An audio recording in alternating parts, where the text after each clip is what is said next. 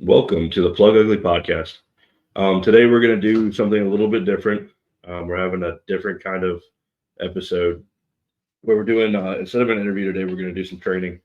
Not really training, but like we're going to talk about some different things, maybe go over some information that you may or may not have, some things that you may or may not do. And if you do them, that's awesome. If you do them differently than we do, jump in the chat, let us know. If you're watching on YouTube live, jump in the comments, let us know. We can see them. We want to hear your input, and we want to see what you've got going on in your department, and maybe just specific things that you do differently than we do. This is an educational layout. This is gonna be kind of conversational. I've got three of us in here today. It's gonna be me. It's gonna be Austin. And it's gonna be my buddy Eric, and the three of us are gonna kind of go back and forth on some different things, look at some different structures that are either on fire or not on fire, talk about them a little bit, and like I said, if you're in the chat, drop us a comment. Also, we're going to be live on Instagram for a little while. Instagram cuts me out after an hour. I'm not going to re up my Instagram live in the middle of the video. So if it cuts out on you and you're watching on Instagram live, jump over to YouTube and I'll make an announcement when it's about to happen to give you time to go over to YouTube as well. So if you're watching, give us a follow, give us a like, and please get in the comments, throw some input in there, and let us know you're watching. So first off, we're gonna go. I'm gonna play this ad for a Jump Medic. Jump Medic makes some awesome bags, and I've got a great little ad for them. Jump Medic is owned and operated by a working paramedic with over a decade of EMS experience. Jump Medic first aid kits have been designed to be user-friendly, with useful supplies, and their easily accessible flat-lay design.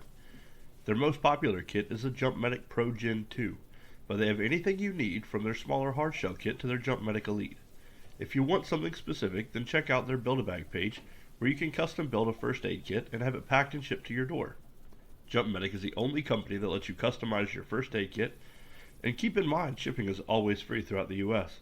Check out jumpmedic.com and their Instagram page at jumpmedicusa. Awesome. Go check out Jump Medic. Also, go check out Salty Axes. They've got some awesome apparel, some awesome hats and shirts. And when you go, use code Plug Ugly when you check out for 10% off.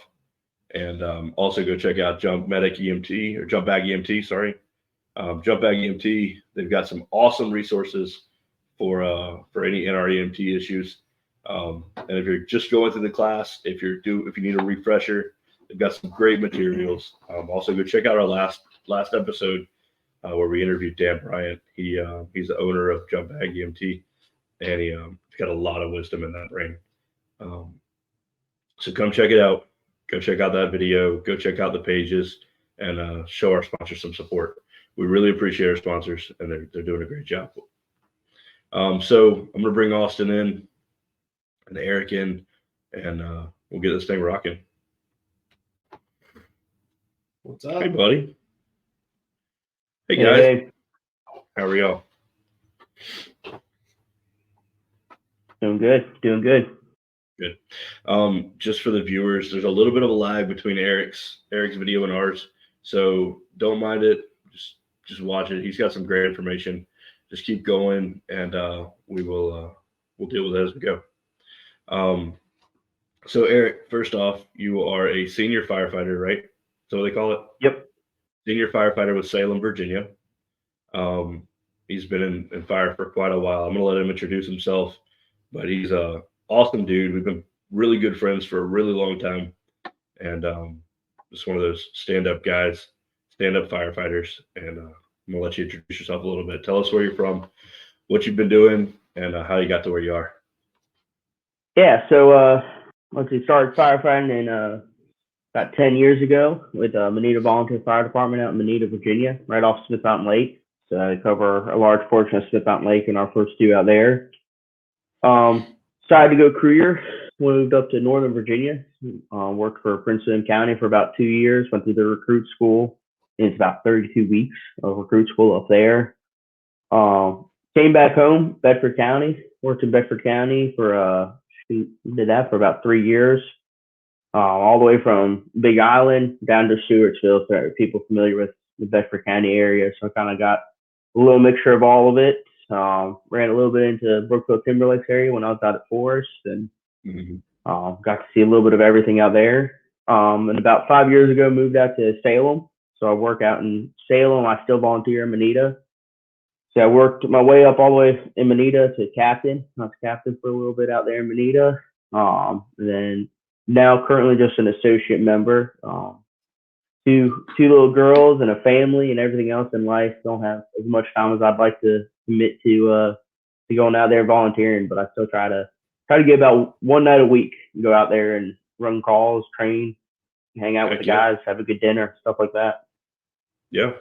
What so you've been with Manita for 10 years. I didn't realize that you and I started probably about the same time then, in the fire service.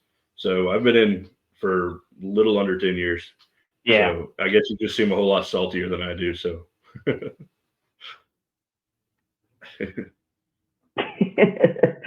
I don't know about that. No, I started EMS sooner, but I don't. yeah. I love EMS. I'm a paramedic. I'm a paramedic firefighter, so I do it. In Salem, we do it all. So that's why I still go to Manita though, because that's only a fire only organization. So I enjoy the fire side of it. But yeah, I think I just got my 10-year award 2 months ago, so it's been just a little bit over 10 years there. Cool. Yeah, we seem to do everything around the same time. You got into fire about the same time. We both got into fire about the same time. We have kids like a couple months apart. You have a kid, then I have a kid, then you have a kid, then I have a kid. It's almost like we're planning stuff. Yep. That's funny. I know, right? Cool. Right. And like you said, I was thinking about that earlier today. We've been friends for I think 2010 is when we first met up, and then we've just been ever since then. Yep. It's been good. You're the kind of guy that I can not talk to for a little bit. You know, we can go 2 or 3 months without talking and then jump back into it like we never stopped. I love it. Yep. So that's good. Well, cool. Well, I'm glad to have you on today. You've got a lot of experience.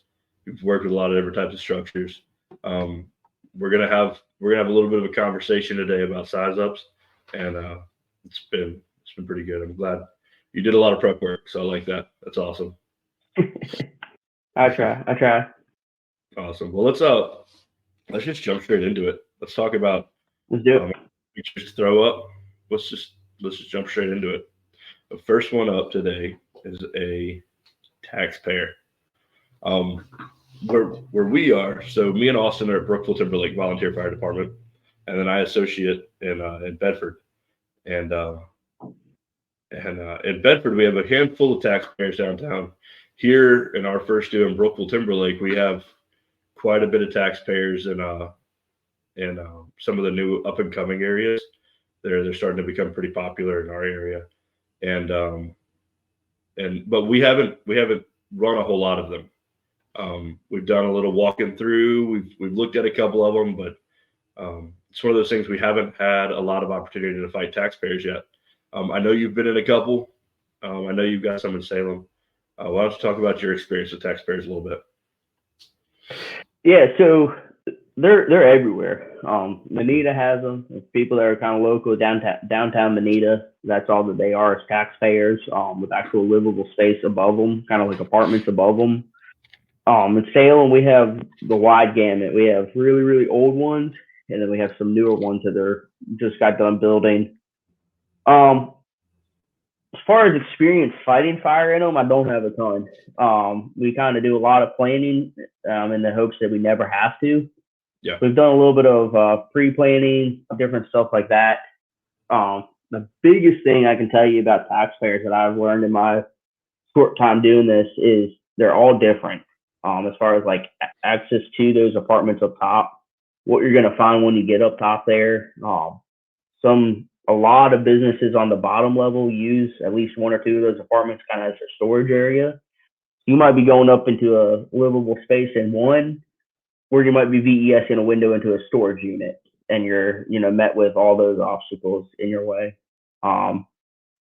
They also can be difficult to figure out the layout by looking at the outside. Like the normal house, you can look at and you can kind of tell I'm going to be going in towards the bedroom. That's going to be a kitchen, living room. We'll talk about that a little bit more as we get going through here. For taxpayers, especially this picture here, you have no idea, that where that fire is that a livable space? Is that a storage unit? What kind of stuff you're going into? Yeah. It's one of those things where you can't really tell from the outside exactly what you're looking at. And I just realized, I feel so stupid. I just realized we're in a freaking taxpayer right now. Me and Austin. Austin lives in a taxpayer. And I didn't even put two and two together until just now. We got a nail salon underneath him. So it's neat. So this one that we're looking at right now has what looks like it's probably the entrance to the stairwell on the front side of that building. The taxpayers that we're in right now, they actually have the residential entrances on the back side of the building. So the alpha side of the structure has an entrance to a nail salon right underneath us. And then the nail salon, it's a hair salon. It's a hair salon. And then the back door of the hair salon is on the Charlie side, but right beside it is the stairwell for this apartment. So another thing, I feel so dumb for not putting two and two together till just now, but that's just one of the layouts. As far as like where the entryway is located.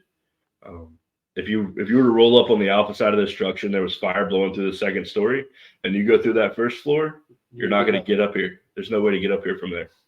So you got to be mindful of that too a little bit. Yeah, and that's absolutely the problem. Go ahead, Austin. I was going to say that poses a little bit of problem. Like this picture, especially if the front side door doesn't work, how do you get around back? Mm-hmm. There's just nothing, that building looks like it could go on for a whole block.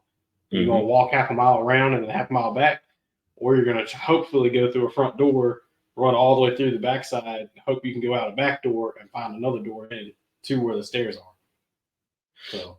Yeah, that's the thing with the middle of the row. This one that we're looking at is a middle of the row taxpayer. So I can't really see what's on this Delta side, but it looks like a middle of the row taxpayer. And if it is a middle of the row, then the only way, if the entryway was on the back side of that building, the only way into that apartment area would be to go all the way around and make the attack from the backside, unless you're going to ladder and go through that second division or the third division, Yeah.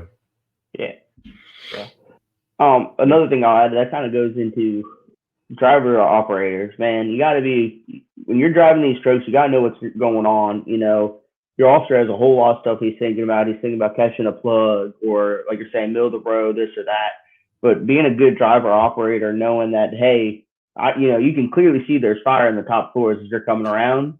If you're able to look down those alleys or look down those parking lots and be like, wait a second, that's where our door is to get up there, you can really, you as a driver operator can make your officer look good as can be or as bad as can be by knowing your job and knowing your area. That's one thing in Salem that my primary responsibility, being a senior firefighter, as a driver operator. That's kind of our primary job. And that's one thing that we kind of pride ourselves on, is being able to take those little stressors off the captain's life. Is that we're coming up to a building, being able to shout out, we go down the road, we start yelling out, fire on Alpha side, fire on Charlie side. So he can start hearing what we're saying, people evacuating on Charlie side. So he can start putting two and two together. Like, wait a second, people are evacuating on Charlie side. That's probably where we're going in. Being able to make those calls and help them out with that stuff. There's a lot about that kind of keep going. You're good. That's just kind of the role of a driver, is kind of, back to, you can make that captain look as good as you can, trying to be a good driver. Yeah. It's all about knowing your first two. It's all about knowing your response area. If we've got, because I'm almost 100% sure that we've got taxpayers that have entry points in front. And like I said, these taxpayers have entry points in the rear. And I know pulling up to these, that if I need to get up to an apartment, it's in the rear. So we got to do things differently.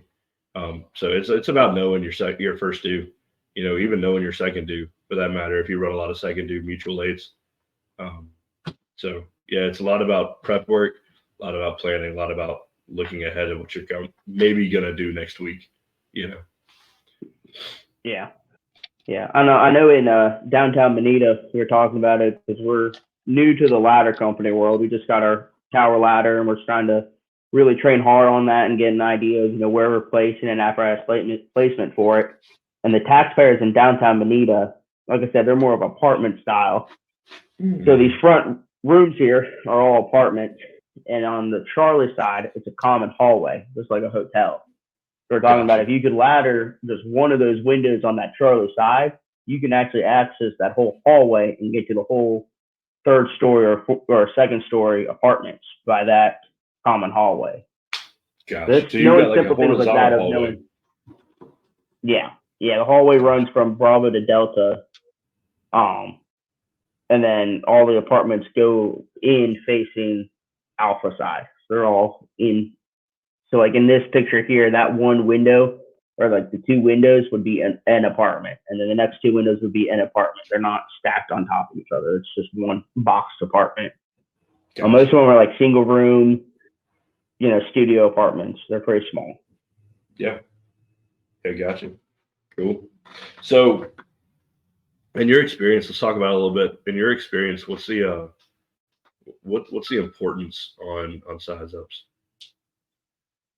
So, man, they're everything. Kind of going into a little bit of a war story about how not doing the size up has really, really got me. Running out in Bedford County in Manita, it was later night. We're coming up on a structure fire. There was a state trooper, and then back in those times of the old radios, where state troopers were able to get on our fire rescue channel. And so a state trooper was there, and he gave the size up of, fire showing, everyone's out, first in engine, you're going to work. And I was like, all right. And I was riding the seat on that first in engine. I was like, all right, we got it. We're going in. Yell back to the guys, hey, let's go. When we get there, we're putting this fire out.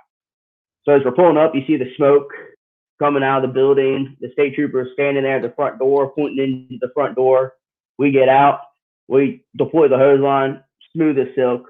We're going in for the fire. It was probably 30 seconds of us from parking brake to us going in that front door. Went in the front door, it was clear as can be in the front floor. We're like, all right, where's the fire? Like now it's actually hit us. Like, we have no idea where this fire is.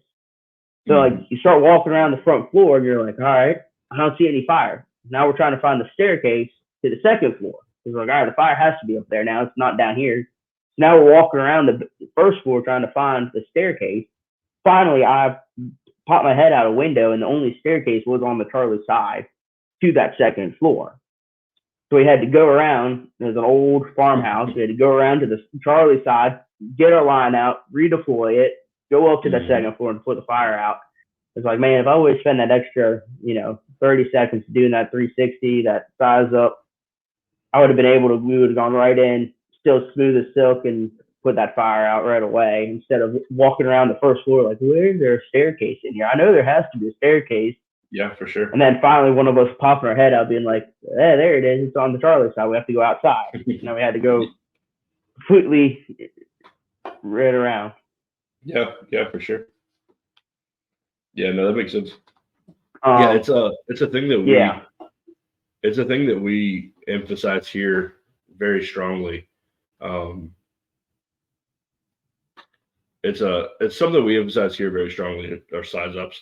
And like one of the things that I noticed when I started doing this was I've been talking to a lot of firefighters all over the country. I'm talking New Jersey. The first guy we interviewed was in New Jersey. The second guy we interviewed was in South Dakota.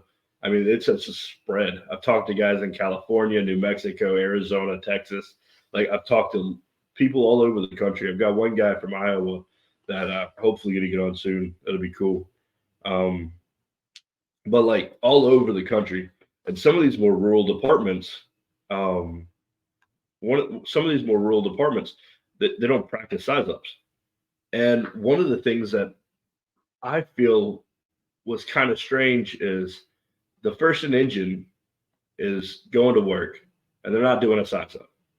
They might jump on the radio and say, this is a working fire. but they're not doing a size up. They're not giving any kind of information. They're not painting a picture for anybody that could be coming.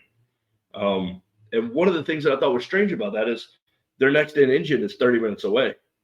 You know what I mean? So for 30 minutes, those guys are rolling, and all they know is there's fire. They have no clue what they're coming to do, no clue what their assignment's going to be, no clue where the water is, no clue where what kind of building they're even getting into, no clue about anything. And maybe your first ladder company is 30 minutes away. Maybe your first ladder company is 40 minutes away, depending on where you are. I mean, your first ladder company has no clue where they're going when they get there if you've never done a size up. Yeah, I know we talked about it earlier when we were talking about this podcast, kind of playing for a little bit and stuff. But in the city of Salem, we have SOPs and guidelines that are saying exactly like you will complete a size up. The first in officer will be command until a higher ranking officer. And that doesn't mean just because you're in command for that little bit of time, it might only be 15, 20 minutes, like you're saying, is that second dude chief was in command, but he was being able to be in command, was able to effectively make rescues, because when you start the incident on a clear, defined path, the rest of the incident just kind of rolls smoothly. Where if you show up and you kind of have no organization, no picture, no understanding, like you're saying, of what you're doing or what your goals are or the objective of that fire is, because yes, the objective is always to put out the fire. Yeah. But in that scenario, the objective was not to put out the fire; it was to save a life. That was the one had the same goal going in there. 2 minutes away, knowing that hey, our goal is not to put the fire out. Our goal is to go for a life. That's our goal. That's our objective right now. But having that incident command, being able to clearly define, all right, engine 12, when you arrive, you are deploying to VES on second story Charlie side. There is no question in your mind of what all y'all are doing now, right? Yeah. So in Salem, we have the SOPs of what we are required to do a 360. If we are not able to do a 360, we have to say it over the radio of why we're not able to do it. That. Oh, I think we lost him.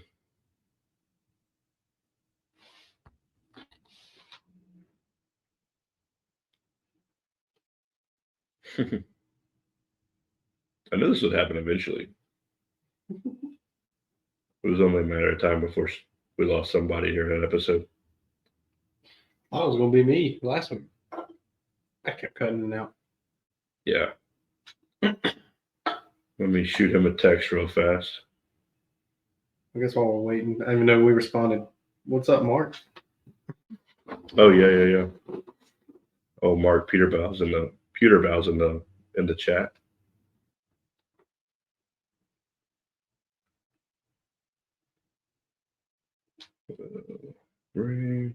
I text like an old man, very slow. You got the glasses now to go with it, so yeah, right. Hold on, let me fix it. Is that better? Hey, we just lost you. Use the same link. It'll bring you. Right here.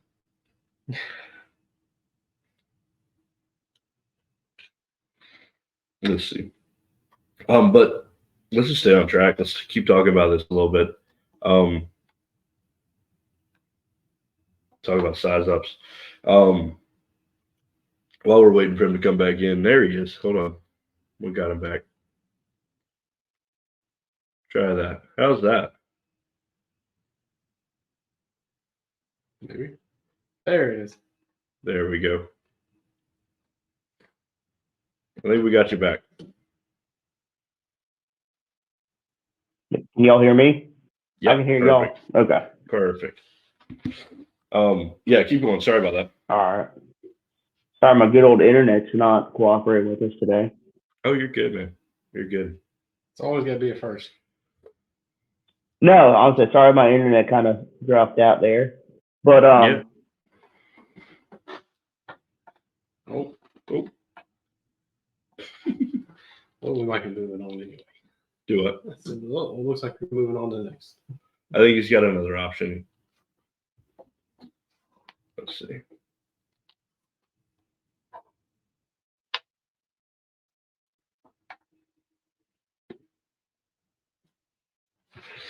Actually, I think he's gonna use his phone. So this software you can actually use your phone on. It's kind of neat. It just shows up a little bit differently. It shows up in like a portrait mode, but it should work just fine. So that'll be good. Um, but yeah, importance of size ups. While I was talking to some of these more rural guys that don't perform size ups, it's just like a matter um, of painting that picture for the next in, whoever's coming in next. Um, whether it's your next in engine company, your next in ladder, whatever's coming next, they've got an idea of what they're rolling into.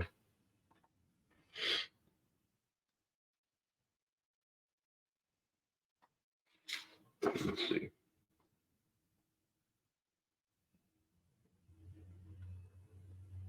Which one do you want to talk about next?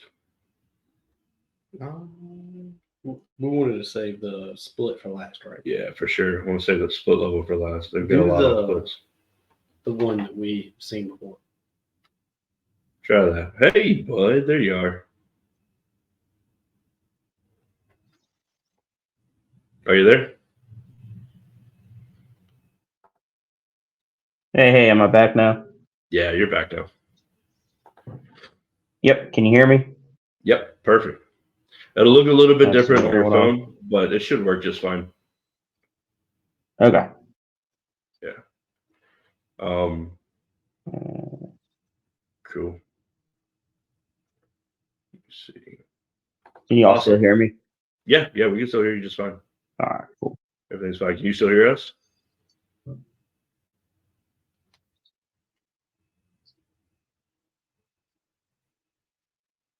All right, cool.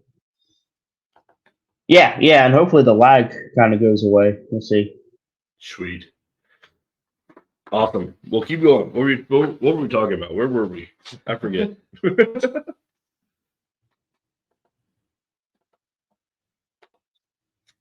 All right. You know what? I honestly don't remember at this point. I know we were talking about scene size ups and how important they are, kind of painting that picture for the next in crew, For sure.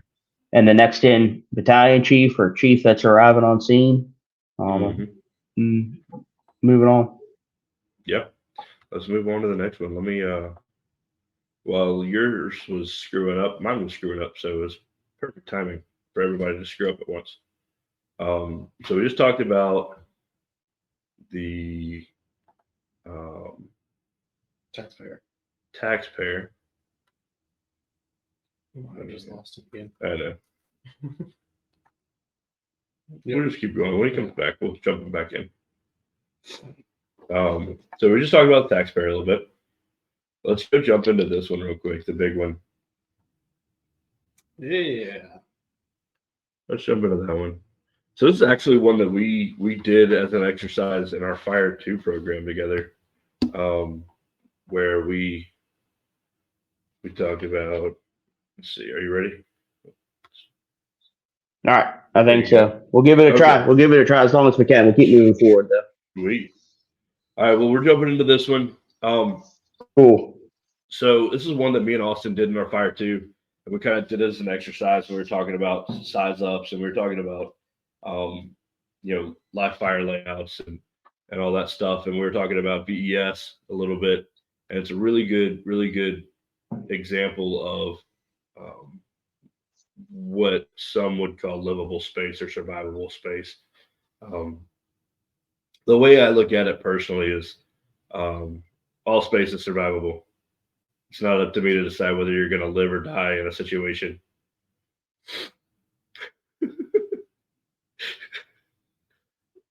It's not up to me to decide whether you're going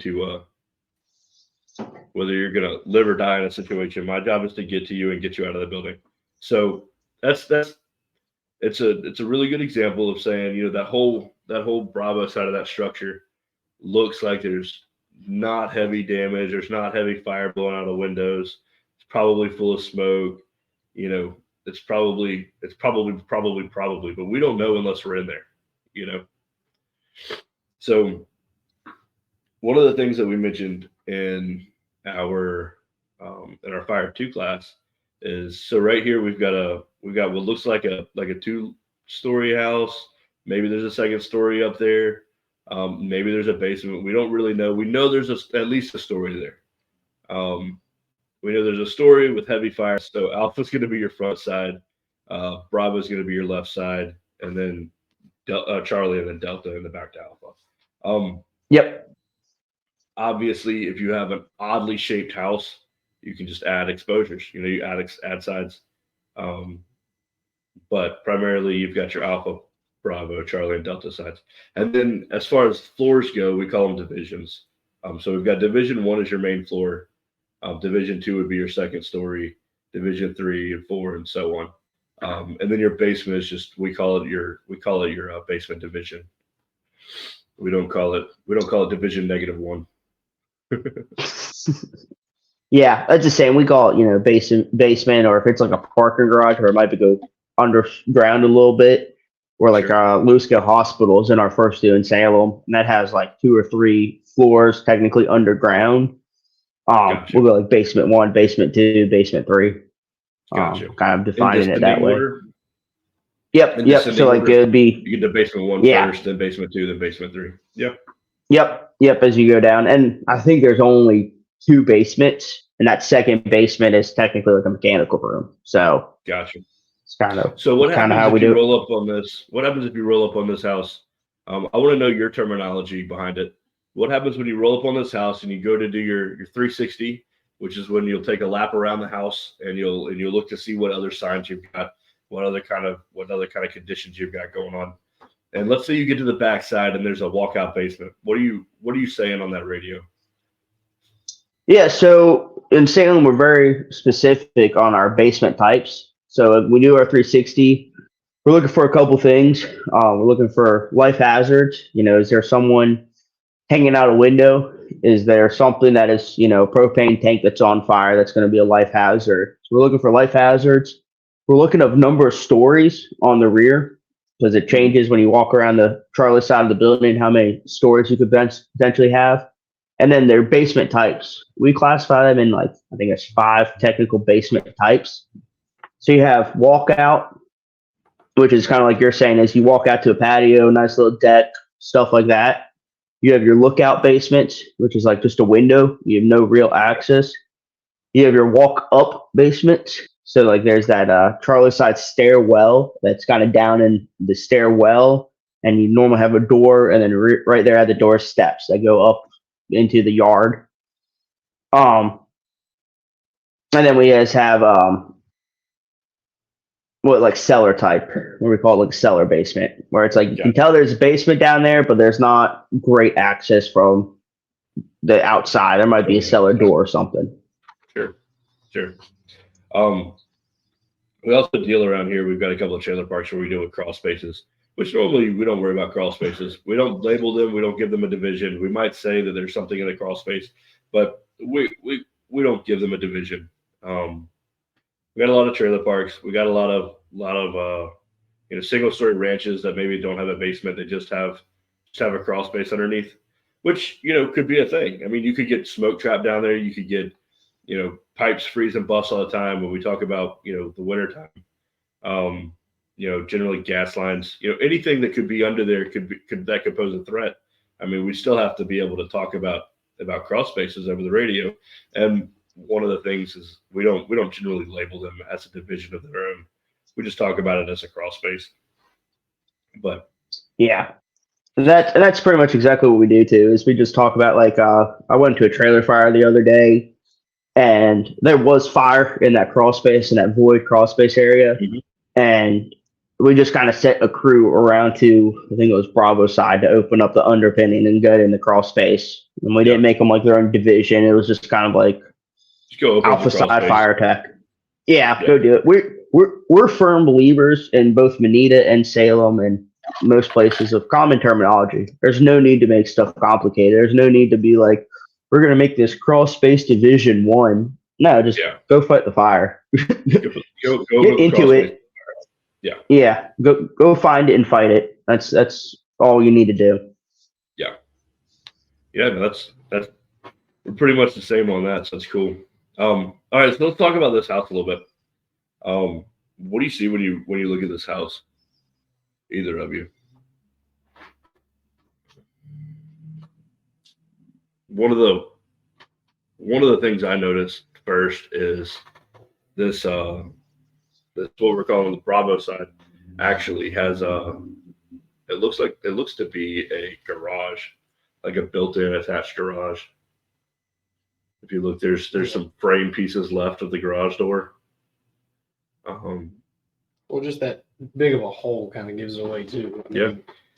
That house isn't burned enough yet to open a hole that size. Yeah. And I mean, I'm in construction a lot. I don't know a window that big. So Yeah. Like you were saying, Alec, about going to your livable space and Mhm. trying it in both Salem and Manita. We are pretty firm believers in aggressive fire attack. The faster we get water on that fire, the faster the problems go away. So I agree with both of y'all. That looks like a garage fire. I'd love to be able to do like a transitional attack, quick hit, whatever the new term is that people are putting out on Facebook, whatever it's called. I just call putting wet stuff on the red stuff, going and putting the fire out. See if you can put a guy or two on a defensive line there to start putting water on the fire, and then as quickly as possible getting guys into that living space to try and put a stop to it from growing. Yeah. And I don't believe that we push fire. We can't push fire. Fire is going to go where fire wants to go. What we can do is stop the fuel. So fire is seeking out fuel. And in this picture, it's moving from the left to the right. It's moving from Bravo side over to the Delta side. And it's seeking that fuel. So if we can put a stop between the fire and the fuel, we're going to stop the fire. Putting the person on the outside and spraying water from the outside in, it's not going to push the fire into that area. The fire is already going into that area. No matter if we sit here and do nothing, that fire is going to that area. It's not pushing it. So we need to get someone in there to stop that fire movement. For sure. Another thing to think about too is when you go, like, let's say we're going to go VES that right side is, well, I'm a firm believer in we don't push fire either. But another thing we can do is change flow paths. And there's nothing saying that, when we pop that right side window, that we're not going to change that flow path and just suck it straight towards us, because it's very possible.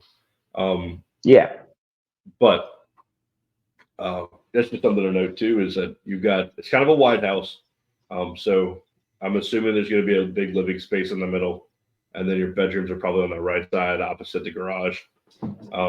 So what I'm looking at is that right side where the bedrooms are is going to be a hallway, which is just a horizontal chimney. So if we were to pop windows on that right side, that hallway, that center hallway or whatever kind of hallway is over there is going to end up sucking smoke. It's going to start pulling the fire towards outside of the house, even harder than it already is seeking fuel, because now it's got oxygen coming from there. This is where that absolutely technique kind of comes in play with, you got your attack going to the garage, trying to knock this down.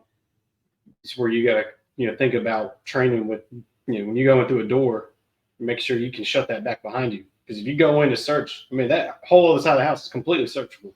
Mm-hmm. Like, there's livable space. That's probably not made it out the garage yet, because it's not even blowing out eaves or anything on that other side. So while you're looking and searching, you got to make sure you can, like you said, shut that chimney off. Because if you bust, everybody says you bust a window, it's irreversible. You can't cover that up. So that's just where having that training and muscle memory comes into play with. Go through that door, shut it behind you. If you don't have to take a hose line in there, if it's empty and you can search it, shut the door behind you. Keep searching so that way you don't just turn that big fireball from the garage to the whole house. Mm-hmm. Yeah, absolutely. As soon as you start doing anything to that house, the flow passes are going to change, and that, pray to God it's on a windy day, or if so, the wind's in your favor, pushing it away from you. It looks like from that picture alone, it looks like the wind's kind of pushing to the left. So, just looking at the smoke, the way the smoke's coming out of the house, the way it's not changing directions or anything. Either it's kind of a calm, windy day, or it's pushing to the left. So either way, and then another thing too is if you do open up the right side of the house, and you add that oxygen flow, and with the wind current, you could be just heating it up even more. You're just turning it into a furnace. Yeah. At that point, you're blowing fire out that right side, out that left side. Yeah. And that's one thing in city of Salem. We're extremely blessed. We're a very small department. Our city, the whole city as a whole, is about 14 square miles, which is probably roughly the same size as your first due in Brookville Timberlake. You got 10. Okay. So it's roughly the same size. And in our city, we have 2 engines, 1 ladder truck, 3 medic units, an EMS supervisor, and a battalion chief. We can get everyone on scene of the fire, no matter where it's at in the city. We can get every apparatus on scene of that fire. And I would say the furthest part would probably be 8 minutes. We'll have our first engine on scene from call coming in to us being our first engine on scene within 5 minutes. So within 3 to 4 minutes, we have from 1 engine to 30 people. So, we're really blessed in that aspect of this fire. We could do all those things that we just talked about within that first minute. We could have a 2.5 on the exterior, starting to knock some of the hot spots down. We could have a search crew going in, doing searches in VES on the livable side. And we could have an interior attack line going in and starting to put a knock on it. And pretty reasonably start going up and trying to, do what we need to do for lost stop. Yeah. Where I know Brookville, Timberlake, and Manita, we're not that lucky. Your first truck might have 5 people on it, and that's it for a hot minute. So you got to start prioritizing of what needs to get done first. Yeah. Yeah. And that's the way it is in most volunteer communities. Where we are, we're very lucky to have a small first due and a very, very active second due, one of our second due departments. We have one really good second due department, and we know without a doubt that within a few minutes we can have one of our engines on scene with at least 3 to 5 people. And then we know that we're going to have a second due engine pretty quick and a ladder pretty quick, so, and they're generally staffed. We keep a minimum staffing standard of 3 to an engine, 4 to a special piece. So if we're coming, we got at least 3 on an engine, which is enough to put an attack line into place for us. And we know that our second due is coming with a staff truck as well. So and usually a lieutenant or a chief of some sort, which is good too. Yep. Yeah, we're generally going to get an officer on scene pretty quick too. So our department's kind of stepped it up a lot, which has been really nice. Brookville Timberlake as a whole has progressed a lot since we've been on, but it's still, most departments, you're lucky with that first engine to have a fully staffed truck. I know we have second due departments here that roll with 1, and they hope people are going to show up POV. So well, and I know out in Manita just the other day, probably a week ago, our captain was taking a tanker to a brush fire, and a first due structure fire popped off, and he was already on the road with the tanker, and there was reports of entrapment. So he showed up first on scene with the tanker, and it was only him. And it's like, you got to do what you got to do. And, he did a great job putting the fire out. They did a great job. Thankfully, the person that was in there was able to get themselves out. So there was no actual victim trapped. But they did a hell of a job, like you said, we were split thin. We were going to, I think, 2 or 3 different calls at the same time. Manita's, they do a great job of, and I say them because I don't get to help as much as I'd like to. So they do a great job of getting out and staffing trucks. Like you said, we minimal is 3 people, 3 trained people to a truck. But most of the time we're getting 3 or 4 out. In the first 2 truck. The other day we got, I think, every piece of apparatus we own out fully staffed for a fire. So that's pretty legit when we're able to do that. But it's hard. It's hard for volunteers to do it. Yeah. So we've actually had to implement a rule lately because we cover so many second due areas. We cover very busy second due areas. So we're pretty busy alone and then the next company over from us is pretty busy, and then we also border Lynchburg City, and sometimes if they have to dump their department on a structure fire, like if they catch a commercial job, we're backfilling for Lynchburg. Last night we backfilled for Lynchburg. So we backfill for Lynchburg quite a bit, and then we also backfill over in Bedford County at Forest Fire Department quite a bit. So we've actually had to implement a rule lately where we're running 2 trucks maximum because we've only got 3 pieces of apparatus. We're running an engine and a ladder to a structure fire, and then that third truck is going to be standing by for is everything else. Yeah, everything else pretty much. Yeah, they're going to be like their own standalone crew that's going to be watching the rest of the area. And we have second due departments that have a hard time getting trucks out sometimes. So a lot of times we need that third piece to stay in house. But yeah, and that's one thing I know the leadership in Manita's talked about too, is because it's just getting harder and harder. I know the other day something happened in Bedford County I've only heard of like twice in my career in Bedford County, and that was like an all fire call for a brush fire. And I was like, does not happen. And they had, it was town of Bedford's first two, is the Peaks. Some of the mountain. They already had a bunch of people up there, and then they did an all county page. And then we kind of had to play that game of like, all right, hold on, we're going to send help, but we can't send every truck we have in our fleet. And the guys are young; they love going to work. I love it. I love that they have that enthusiasm of coming here to do work, go to jobs. It's like, all right, hold on a second. We gotta think about the rest of the county. Let's hold something back. We got a whole area we got to think about. Yeah. That's so. Brookville Timberlake as a whole, like as a department. I mean, we run. If we catch a structure fire, we're gonna get something else just to drive everybody nuts. You know what I mean? We'll be working a job and get a car wreck every single time. You know what I mean? And if we don't have that that third piece sitting back waiting, then we're reliant on second due companies, and our second due companies are at whatever fire we're fighting. So it generally, with our second dues, if they're at our fire, then they're pretty much done. That's what they've got, So they're not running our calls. So that's the rant. A little bit of but I think everyone can agree that the fire service is changing, where we're not scared to ask for help. Because I remember back when I first started, it was like, oh no, we'll run a call unsafely with low staffing and with less people instead of asking for help to come in and get these calls done. I think I know Bedford County shift in a whole, like, you know what, we got to do what's right for our customer, for that patient in the house, for that victim that needs help. Like, we can't be letting that pride of, oh, hey, we're just going to send one truck with 2 people to it. Like, let's get help there. Let's get help coming. There's a difference between having pride in your company and doing things the right way. You know what I mean? Yeah. Like sometimes sometimes they'll mix, but sometimes pride oversteps what you should be doing, and it puts people at risk, puts people in danger.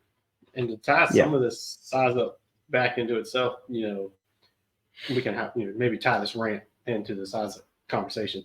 Is when that chief or first responding officer gets on scene, understanding the territory he's in and going, if I hit the second due company, say for the house we were just looking at, that company's 20 minutes away, volunteer, they have also still got to get people to the station, everything else. So you're looking at 15, 20 minutes, and then you hear on the radio, en route with one, you're like, uh-oh. Mm-hmm. And so then you got to restart that process. Well, now on the other station you're looking at is 35 minutes away, and they got to get toned, and they're volunteer also. So that's the hard part of volunteer area too, is you don't also have drive time. You also have response time that you got to think about. So knowing your other companies, and I know we get a lot of flack for, one of the companies we call a lot, but we know, like he said earlier, we know we're getting a truck with at least 3 to 4, and probably a chief or a high lieutenant is coming. Like, it's guaranteed. Mm-hmm. So we know if our second due hits us with, we're on route with one, okay, whatever, we've got one coming anyway. So Yeah. That's where our Yeah. chief and our lieutenants do a great job of keeping that back in their mind of like, yeah, we're hitting third due companies are off the rip because we're not going to get caught with our pants down. We show up with both of our trucks, rural water. We run out of water, hydrant bust or something. One truck with one person isn't very helpful. Mm-hmm. So, Yeah. And that's cool. in our little check sheet, our cheat sheet check sheet we got in Salem is on our 360. We actually, it says consider additional resources as far as, early on, are we going to need more people? Are we going to need our third due engine? Are we going to need our, next company? So that way, like you're saying, it starts that process early of knowing, all right, before I even get that first line on the ground, I'm still doing my 360 and looking at the structure. Do I need help? Do I need more than a person in a tanker coming? Sure. And getting that process rolling because it can take a little bit. Yeah, for sure. Yeah, another thing too is when you're looking at these more rural departments, you're looking at, do I have water supply? Water supply is a big deal. Do I need to, am I not even there yet, but I know that area, so I know I'm going to start a tanker task force. And our first due, we don't have to deal with it. But in Manita's first due, you got to think about it, and most of our surrounding areas, you got to think about it. Do we need a tanker task force right away? Do we need to go ahead and get tankers on the road because 1,000 gallons doesn't last long. And the thing with Tanker Task Force too that I didn't ever think about until we had a call in their department that needed it. And the chiefs also got to look at the maps and go, hey, where can I shut this road down at? Because I might cut off the tanker road. And so you put, 5 or 6 trucks on this road. Well, now you just cut off the loop that the tanker can make. So now instead of pulling up, dumping, and pulling off, now he's got to sit there and do a 10-point turn in the middle of a road with police, ambulance, everybody coming through. And we all know people just beach it wherever they can and get out. So now you've got a tanker by himself trying to set up water, and he's got nowhere to turn around because everybody's just in the middle of it. Yep. Shoot. Well, hey, you want to, so I know in Salem they use Blue Card, right? Yeah. We talked about that a little bit before we came on here in our little pre-show conversation. And I don't know a whole lot about Blue Card. You guys use Blue Card. I know it gives you a very specific way of doing size ups. You don't have to by any means. We can just go into the next one.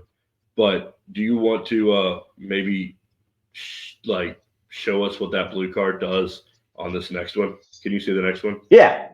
Okay. we can give it a try, give it a whirl. We'll see what it does, and then we'll kind of go into we can go pick it apart and kind of see what it says and go from there. For sure. Yeah, so I'm gonna pull this picture up, and basically, we're gonna act like you've been punched out for a structure fire at such and such address, 123 Sesame Street, and this is what we roll up to. All right. So I'll just go with engine 1. Sure. The generic engine here. So go on scene dispatch engine 1. We're arriving to a 3-story large multifamily dwelling. Got nothing showing on site alpha. We do not have our own water supply. Going to show engine 1 with command. We're going to be out on investigation, doing a 360. Tight. And that just kind of shows you just a basic rundown of how we do it. We label our building small, medium, large. Yep. Kind of depending on what our hose line can reach is how we base that. So this is kind of, on the larger end, because I can't get one hose line into every corner of that building. It's going to take a couple, or it's going to take a couple different engines. And then we try to emphasize establishing command early, and we try to emphasize if we have our own water or not pretty early. Okay. Do you guys try to emphasize where your command's going to be? So when you're so then what we do is we'll go out for a 360, and let's say for this one we were able to do a 360. Let's say we're right here on the corner. We pulled in, so we were able to kind of look at all 3 sides as we did it. So then on our 360, we come back and we tell dispatch what we're going to be saying. So it would be like dispatch engine one with a follow-up report or a 360 report. That way, we really don't care if dispatch hears that information, but everyone else coming into scene can hear and be like, wait a second, he's about to say something important. This is not just a normal, hey, Bob, grab the tanker. Like, this is actually going to be a step in this process. Let's actually listen to it. Mhm. So it'd be like dispatch engine one with our follow-up report. And then it's like, all right, go ahead. 360 is complete. We have a basement or no basement. If there is no basement, we say that. But if there is, we say what type of basement. So for this one, I'd say, probably no basement. It's probably on a slab. So no basement, no hazards. And then accountability and command will be side alpha with engine two. So that way, everyone with their accountability tags knows where to go start dumping their accountability tags and where that command's going to be. And most of the time, we ride, 3 to an engine, so we're not super fully staffed. So that command will then start help getting lines in service and doing what he needs to do. When a battalion chief or a higher ranking officer shows up, they'll take command, and we'll do just a simple command transfer between the current command and the new command coming in. And a lot of times that'll be initiated by the battalion chief. They'll get on scene, but command battalion one's arriving. I'm ready for command. And that kind of means that his vehicle is parked. He's done what he needs to do as far as, his own kind of visual size up and see what's going on. And he's ready to actually, a lot of our battalion chiefs will pull out a whiteboard and start taking notes. All right, let me start taking notes of what's going on when he gives his command transfer. Sure. So then we just go into simple stuff of our conditions, actions, and needs. So initial command be like, we're in investigation mode for this building. We're in investigation mode on the 3rd floor. We have an audible alarm. Sure. Nothing visible. We are going to make entry. We don't have any needs at this time. You can stage all other apparatus. And then that way, command has a pretty good, clear picture of what you, as the command, are doing, are seeing, and your needs of like, all right, I need, if there's fire blowing out of one of these apartments, then your needs are going to be, I need more manpower up here for hose line, or I need to search this next area. And then that kind of everyone then also, that's another point that everyone else still coming into our scene can hear another picture of like, all right, he's getting closer to that room. All right, he's giving more like, all right, he has an audible alarm. He has light smoke, stuff like that. It gives them another opportunity to kind of pay attention to what they're coming into.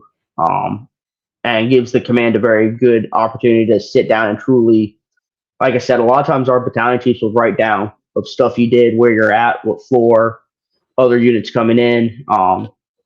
If you've already staged other people or you already sent the second due engine to go do a primary search on 1st floor, you tell them that, engine one's on the first, doing a primary search on the 1st floor. So you can kind of write that down and know what's going on. Yeah. Yeah, no, I like it. It's very, very cut and dry, and I like the way you all use that blue card because it allows everybody to have the same picture every fire that you're pulling up to. You get the same amount of information. You know what you're going to get and what you're not going to get. Because I'm sure there's pros and cons to using it. There's pros and cons to everything, but yeah. So like you learn what you're going to get and what you're not going to get out of the size up that they're going to give. So you know what to look for. And I like that a lot. It seems like a really good system. Yeah. So and just a quick history on Blue Card, because I know not a lot of people know it. I never heard of it before until our chief came and said, hey, we're doing this. Sure. It was developed by a chief of Phoenix back in the day, Chief Persini out in Phoenix. He developed the program for pretty much exactly that, he looked at it as a scene size up and a incident command the same as throwing a ladder. You throw a ladder the same way. I know when we all went to rookie school, you said the same thing. So looking for overhead obstructions. We're going to put the ladder for rescue at this point. And we went through that step. Same as your SCBA checkoff of you went through your same process every single time going through fire one. and got that repetition down. He looked at it and said, let me do that for scene size ups. So every time you give a size up, no matter if there's fire blowing out of this thing or if there is nothing showing, it's the same amount of information, the same amount of radio traffic, the same amount of verbiage of what to expect. If there's fire blowing out of this, the only thing I would have changed is, mark this a working structure fire on side alpha. Sure. Okay. And then I would have gone into more detail when that battalion chief showed up and we were getting more in detail conversation. But, that's what Blue Card does. And then it kind of goes a little bit into your scene management of how to it does a much better job than those silly ICS 1, 2, 7, and 8 that we've all had to take of this is planning division. Yep. This kind of goes into truly how to establish division bosses, how to where should that division boss stand? How should those section chiefs operate in a large fire like this? How do you manage those resources as a battalion chief? So, It goes a lot into it. It does I think of it like a circle effect of, being able to move your people where you need to and keep it all kind of in your zone of control, your circle of control of you're able to move people and plug and play people, but keep them all in your circle of control. Yeah. Yeah, I like it. I know a lot of people, a lot of departments will put things up on their dashboards, especially in their officer seat, maybe a can, or just little reminders to let them, remind them maybe their process of, how they specifically as a department maybe do a scene size up if they're trying to push a standard. Something we haven't done. I think it'd be a great idea for us because I don't remember if we talked about it here, if we talked about it before we got on here, but depending on who you've got on that seat depends on how good of a report you get. Maybe in the volunteer world, we can't always guarantee we're going to have an officer on the seat of every truck. Can't always guarantee we're going to have a 10-year, 15-year, 20-year veteran on the seat of that truck. We could have a 3-year guy that's been to 3 structure fires, and yeah, you just never know what you're going to get. At Brookville, you don't have to be an officer to ride the seat. You have to be a member. You have to be able to go interior. You have to have Fire 1, be able to fight fire, but you don't have to be an officer. So, not everybody has the same level of education as far as running command and doing size ups and all that. So, I really like the idea of putting stuff up on your dash, the reminders of how we perform a scene size up. I love the little ones, the little placards that have what tools certain positions carry. Love that stuff. But that Blue Card, I'm assuming you guys have it up on your dash, right? Yeah. So we have somewhere in your compartment.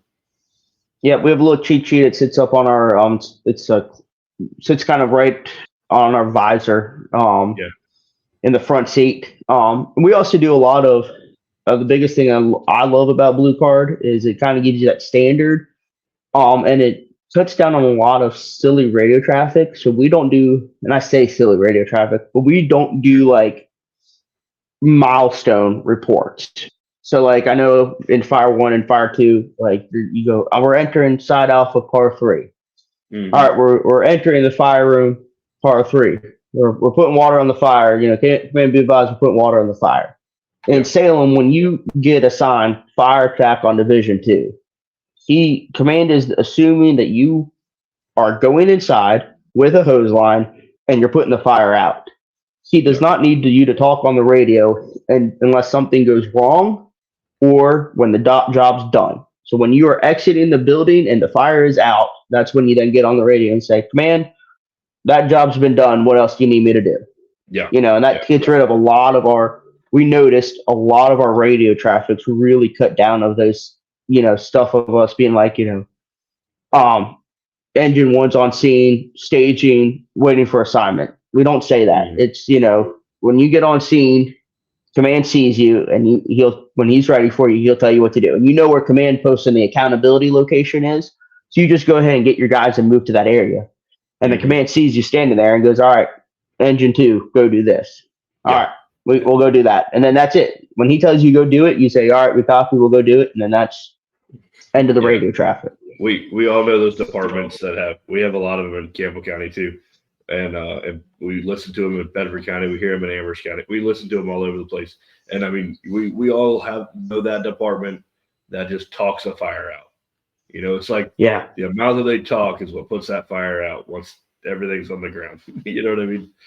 So cutting down on that traffic, going with a minimalistic radio traffic, it's almost a requirement. You can't get important information across if everybody's always talking.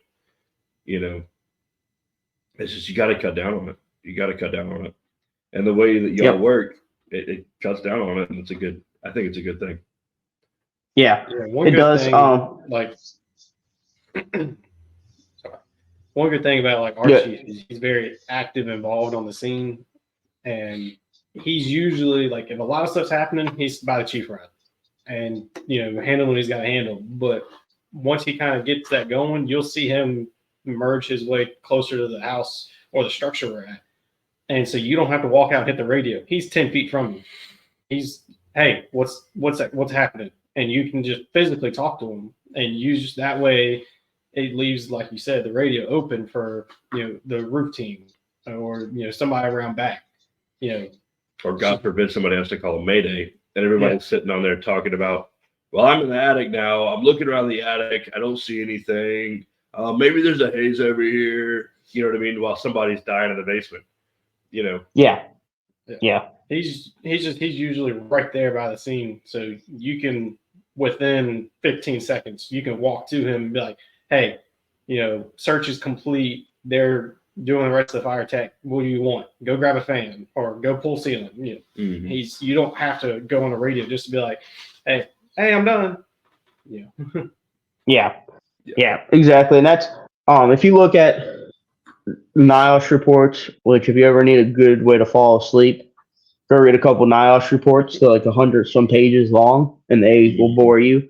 But it lists the reasons of firefighter fatalities, and they pull apart the scene, they take it apart like crazy, and they list the top 15 or 20 reasons of what went wrong in that call. And communication is always number one. Size up and seeing size up is always top of the list. It's not always one, but it's always top.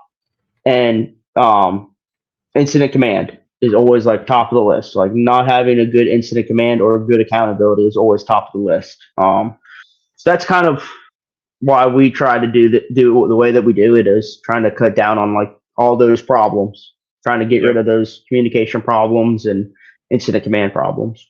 Yeah, for sure. So what are some things to look at while we're looking at this picture? What are some things to think about in these? So this is a garden style apartment. In our first do, we have a ton of them. Second dues, we have tons of them. We have them all over the place. Everything in our area is getting higher. All of our garden style apartments are 3 to 5 stories. We have a ton of them. What are some things to look out for on garden styles from what y'all have seen? Biggest thing I've seen that has caused me the most trouble in garden style apartments like that is shared attic space. Yes. Like I'd put money just looking at this one here that you have a large part of shared attic space there. And then trying to find access into that attic space. And then once you find access, it's normally like a 2 foot by 2 foot manhole. And there ain't no way that most firefighters with an air pack on are going to be able to get up in that manhole. Yep. So trying to figure out how to get up in that attic space is always the hardest. Every fire I've been on in a garden style apartment, it's because it got up in the attic space and it's caused a hazard. Yep. It's a good thing to think about too with row homes. So we have a lot of townhomes too. And a good thing to think about with townhomes is we had a structure fire, I don't know, maybe 5 years ago. And it burned through eight townhomes in a row because it was in the attic. It got in the attic, it just spread right down the attic. There were no fire stops, there were no barriers, there was nothing. It was just wide open attic space. And you generally on attic space, you've got vents on either side of the attic, one on each side, and that's just a perfect little flow path for any little bit of fire that wants to get in there, now it's got a breezeway, you know. God forbid you have a decent, you know, left to right wind and it's going straight through that attic space. You know, those attic spaces can be tricky. Yeah, yeah, absolutely. So that's the biggest thing. And then, you obviously don't have any idea of what you're getting yourselves into. Each apartment's different. You could have one apartment that's great, gorgeous, well kept, clean, and then the next one you go to could be a hoarder. And then the next one you go to could be, someone that stores gas cans and propane cylinders in their house because they don't want someone to steal them outside. Like, in the city of Salem, we have kind of a low income area, and you find all that stuff there. Needles. I've been in apartments like this fighting fires, and you have to watch out for needles and different stuff like that. And then you go to the next door, and it's a little old lady that takes immaculate care of her apartment, and it's the cleanest place ever. You just have no real idea what's going on. Yep. Yeah, it's definitely interesting talking about apartments because everything's different. Everybody does things differently. Yeah. So, heck yeah. There you go. Another thing to consider are like conjoined hallways. Like, well, I can't there. Like up in this area where all the units meet. Generally, there's hallways through the middle, but then this center area is your evacuation point. So the only way to get in is the same way that they've got to get out. Yep. So one of the things to think about is your ingress and egress routes.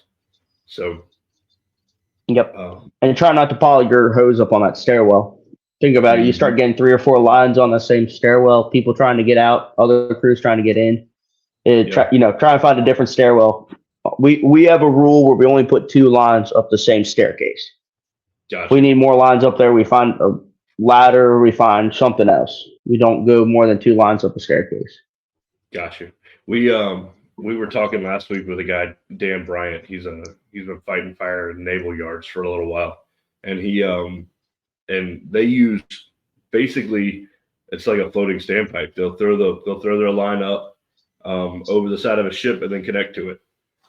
So one of the things that I've seen a lot of people do, and something that we've done maybe once or twice, we've got another department second to us that does it regularly, is they'll basically disconnect the front section of their pool and the rear section of their pool, take the front section to the top, and then drop it straight down the stairwell, therefore creating basically a floating standpipe.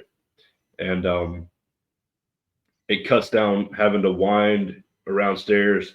It cuts down kinks. It cuts down, hard stops. It cuts down all that stuff, and allows you quicker, better flow to whatever floor you're fighting fire on. Yeah.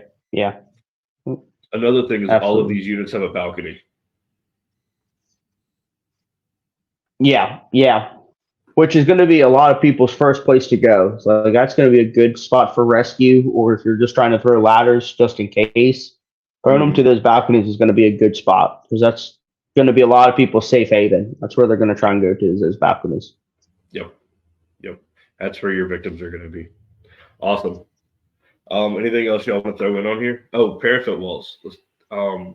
We've got a couple of like 5 stories around here, and up top here, where it looks like a nice little peak, and then it's going to be flat up top. It's actually a parapet. I don't know 100% on these because I haven't been on top of these buildings, but it could be different. Especially around here, we've got parapets, and so basically when we ladder that roof. We get to that little bit of a peak, and then it drops 8 foot down into this little hole in the roof that's got all of the AC units in it, which is just a lot of weight on a roof. I mean, you got to start thinking about that kind of stuff. You got to start thinking about how you're going to get onto the roof if you've got to, and that's something that you need to do for that specific building. You got to think about ways of getting onto the roof ahead of time before it's crunch time and you're sitting there on the tip of your ladder looking down an 8 foot drop and you don't know how to get down there, Yep. So something else to consider. Cool. Anything else? I'm good. Nothing. No.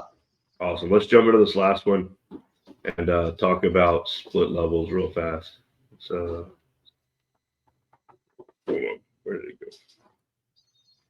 Right here. Let's jump into this last one. Let's talk about split levels a little bit. This one's a little different. I mean, they're all different, right? But this one, we've got a wood frame split level house. Either some people call them 2.5s, but it's a split level house. We got heavy fire in the second division on the alpha side. It's already ventilated itself. We've got a garage in the first division. We've got probably your living quarters are going to be over here. Your main entrance, obviously, in the front. What's some things we need to think about when we're looking at these split level houses? I like what Eric was talking with us a little bit before. We were talking about how when you go through this front door, right, you're gonna have stairs to your right and stairs to your left, probably. And so one of the things to keep in mind is that those stairs on the right are going to bring you up into that first living quarter up in this area. And then you're probably going to have a few more steps to your left. Once you get up there, they're going to take you into the second living quarter, right? So when you've got zero visibility, you can't see anything, you've got heavy smoke conditions, it can be very difficult to keep track of which division you're on. And so I know, Eric, you guys came up with a really good way of keeping track of that. Yeah, so we were pretty much just talking because we have a lot of these both in Manita and Salem. Is a very common house style just in Virginia, period. Mm-hmm. And so when you go in that first floor and go up, you're now what you think to be in the second division because you thought you entered on the first division, you're on the second division, you go up more steps, you're now on the third division or the third floor. You call Mayday. You say you're on the third floor. Well, command's sitting outside looking at this house, seeing only 2 floors at the max. It's only 2 floors. Mm-hmm. So it can get very confusing. So what we did in Salem is we label them wherever the front door is, wherever you're going in to the building is going to be your division 1.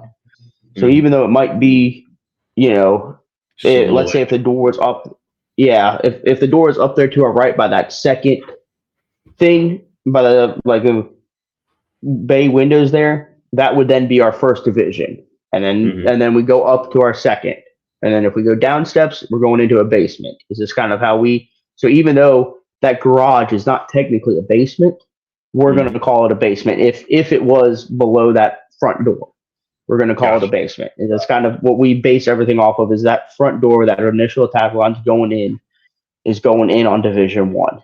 And then we're going to kind of go up and down from there. Yeah. And looking at this house specifically, it looks like there's a possibility there's a basement on that right side too.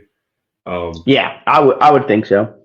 I would assume there's probably a basement over here. I'm assuming you're going to walk down and have a little hallway back there that's going to take you to this basement division. Yeah. And then, so of course you've got a kind of a choppy house with this one. You've got a attached garage. You've got this almost second story, definite second story, almost second story right here. You've got your basement division. You've got your garage. You've got a lot going on in this house. Yeah. So something to think about here, just looking at it right now, is attic spaces. Your attic spaces, you're going to have 2 different attic spaces in this house, which means you're going to have 2 different attic access points. And where they kind of touch here in the middle, there's no guarantee they don't connect. There's no guarantee they don't connect, but you never know until you're up in there looking at it. Yeah. Yeah. Or just connect from the electrician and, everyone else drilling holes through that area, trying to run wiring or AC tubing, who knows what could be running through that void space. So it might not truly connect, but then they start drilling holes in it to get their wiring and plumbing and everything else through it. And now it connects. Yeah, for sure. Heck yeah. Yeah. So, So you were talking about your small, medium, and larges, and then your megas is how the blue card labels things. What Yeah. what kind of constitutes small, medium, large? I know I get a mega. Mega, you're talking about massive, wide rises, high rises, stuff like that. But probably even like mansions and like you said, you've got a tire manufacturer in your first due. That's got what 13 acres almost. Yeah, it's 13 acres under roof. Yeah, So it's so over a 100-acre property, and it's 13 acres under roof. So it's big. that's big. That's a mega structure. So what's Yeah. kind of constituting your small, medium, and largest then? Where would this fit? So this would be a small. So how we label our small, medium, largest is what percentage of that house we can reach with a 200-foot cross leg, and that's including our standoff at the road. So we're averaging about 20 feet because that's about from here to that front door is about 20 feet. Hmm. So then from our truck to the rest of the house, if we can reach it with our cross leg, if we can reach every corner of that house with our cross leg, it's a small. If we can reach 75% of that house, it's medium. If we can reach 50% of the house, it's a large. And if we can only reach 25% of that area, then it's a mega. Gotcha. So that's kind of how we look at it. Is if I can go in there and with one attack line make it anywhere in that house, it's a small. And then like you said, you get some bigger houses that I might be in that medium range. But I'd say for the most part, all of our houses are small, medium. There's very rarely a house that I can only reach 50% of that house with a cross lay in. Yeah. Now I know where you guys are in Manita. You guys are pretty close to a lake with some massive houses on it. That are Yeah. probably in that Yeah. more of a large range. Yeah, and they could be. It could be. But you also have to think about where you're going in through. Yeah, for sure. Where you're making your entry. Yeah, where you're making that entry. And that's the other thing about it we talked about a lot in Salem is yes, my hose line can only reach, let's say, 50% of that structure. But if I park it on the right area, then I'm reaching all the fire. So I Mhm. guess you're reaching all the fire, but that is still classified as a large building because of the potential of it spreading other places. Yeah, for sure. For sure. Cool.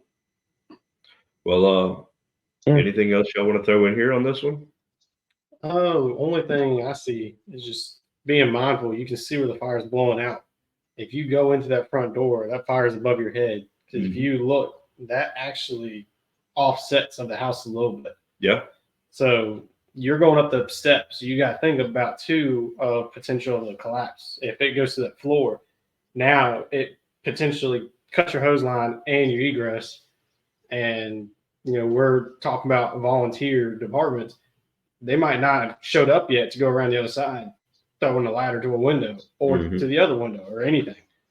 So if you go up them steps, you also just got to keep that in the back of your mind. Like, all right, this fire's above me. Worst case scenario, where can I at least get to until somebody throws a ladder?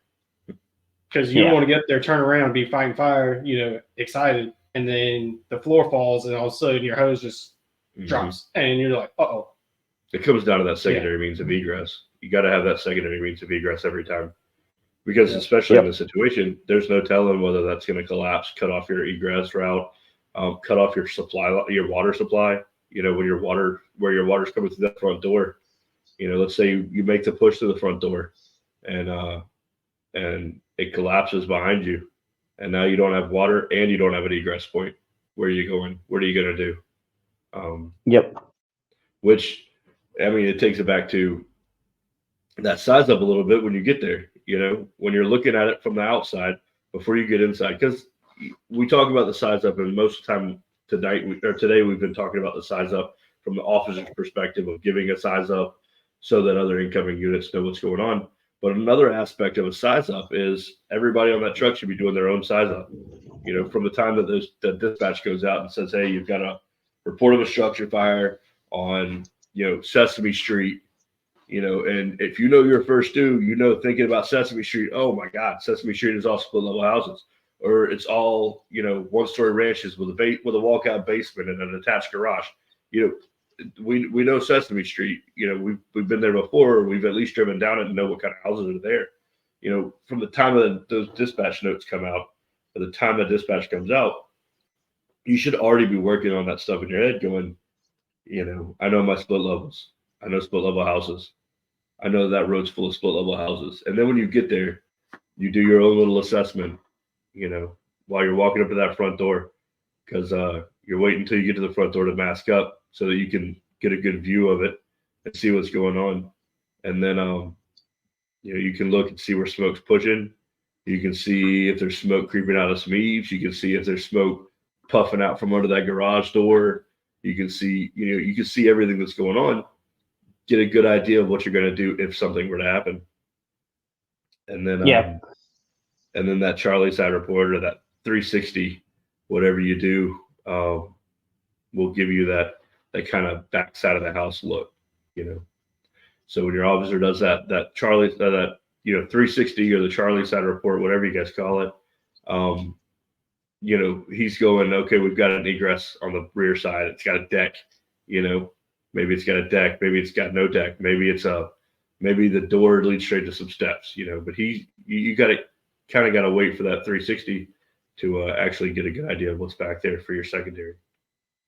Yeah, I agree. That's it. That's why a 360 is crucial. You got to do it to know what you're running into, more than just a size up, than to actually get that full picture. Because the size up's exactly what we see here, is that frontal view of what I see pulling up, where the 360 gives you that whole picture of exactly what's going on, and all, like you're saying, is those problem areas or safe areas. Like, all right, I know that if something happens, I have a secondary means of egress out the back.